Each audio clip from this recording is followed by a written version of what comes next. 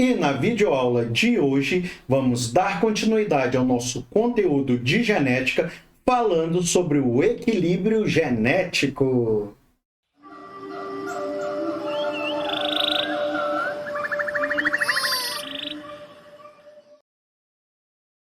Olá, querido aluno, querida aluna do canal Biologia e Tal. Sejam muito bem-vindos a mais uma videoaula.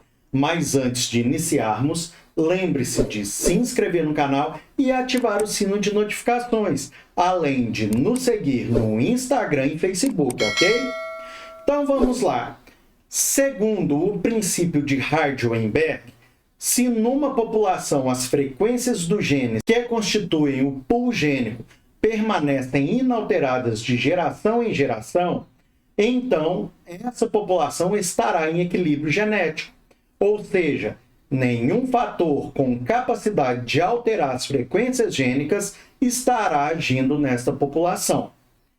Essa situação, entretanto, dificilmente ocorre na natureza, uma vez que as populações naturais das diferentes espécies de seres vivos estão sujeitas à ação de diversos fatores com capacidade de alterar as frequências gênicas e, consequentemente, impedir o equilíbrio genético.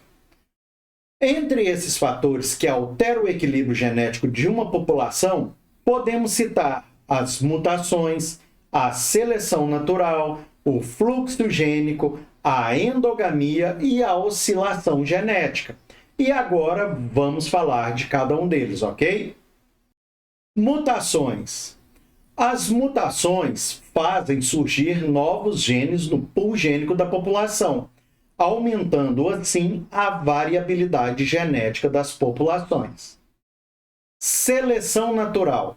A seleção natural diminui a variabilidade gênica das populações, uma vez que diminui a frequência de determinado genótipo em benefício de outro. Em outras palavras, ao agir numa população, ela seleciona e preserva indivíduos portadores de genes que determinam características mais vantajosas em detrimento daqueles que possuem genótipos que condicionam características menos vantajosas. Fluxo gênico, migrações. A entrada ou imigração e a saída ou emigração significativas de indivíduos na população promovem a alteração da frequência do pool gênico existente. Por exemplo, se numa população formada por indivíduos homozigotos dominantes, heterozigotos e homozigotos recessivos, houver uma emigração de muitos indivíduos homozigoto recessivo, a frequência relativa do gene A dominante nessa população se eleva. Endogamia ou consanguinidade. Os cruzamentos consanguíneos tendem a gerar indivíduos predominantemente homozigóticos e, assim, tendem a aumentar a frequência de determinado genótipo na população. Olha só, pessoal, caso vocês tenham alguma dúvida sobre este conteúdo, é só deixar aí nos comentários que estarei respondendo todos vocês, ok?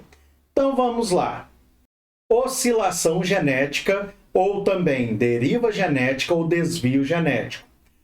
Compreende os processos em que, por acaso, certos genes e genótipos podem ter suas frequências alteradas numa população.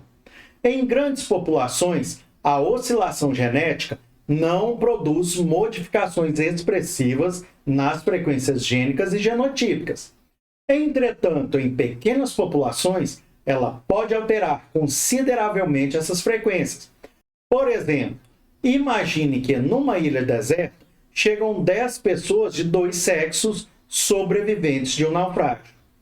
Vamos admitir que dessas 10 pessoas, uma seja heterozigota para o albinismo, enquanto as 9 restantes são pigmentadas homozigotas dominantes.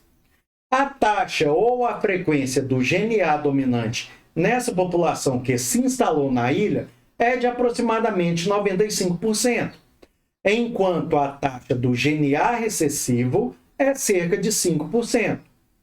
Admita que, por acaso, o indivíduo heterozigoto, ao nadar ao redor da ilha, morra afogado alguns dias após a chegada.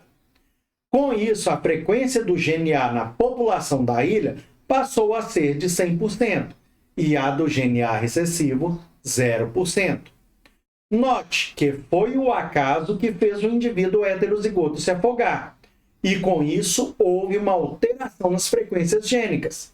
Se, no entanto, a população da ilha tivesse 1.000 indivíduos, sendo 900 homozigotos dominantes e 100 heterozigotos, seria muito pouco provável que, por acaso, todos os heterozigotos sofressem um acidente e morressem afogados. Se nessa população maior o acidente envolvesse apenas um indivíduo heterozigoto, isso não traria alterações expressivas nas frequências dos genes A dominante e A recessivo. Bem, pessoal, e antes de continuarmos, eu gostaria de saber se você já assinou a lista de presença da aula de hoje e se matriculou para receber todas as notificações das nossas aulas. Caso você ainda não tenha deixado registrada sua presença nesta videoaula e se matriculado aqui no canal, é só descer um pouco a tela e clicar no botão de curtir e também no botão de inscreva-se, para não perder nenhuma das continuações das aulas semanais, beleza? Então vamos lá. O princípio de Hardy-Weinberg pode ser aplicado apenas às populações em equilíbrio quando a população é formada por um número grande de indivíduos, de modo que possam ocorrer todos os tipos de cruzamentos possíveis de acordo com as leis das probabilidades. Nesse caso, os eventuais erros de amostragem no processo de levantamento das frequências gênicas e genotípicas não têm grande significância estatística. A outra situação é se a população for panítica, isto é, seus integrantes se cruzam livremente, ao acaso, sem preferências sexuais. A outra situação é se a população não estiver sujeita a nenhum fator que promova a alteração no pool gênico, como mutações, seleção natural, migrações, etc.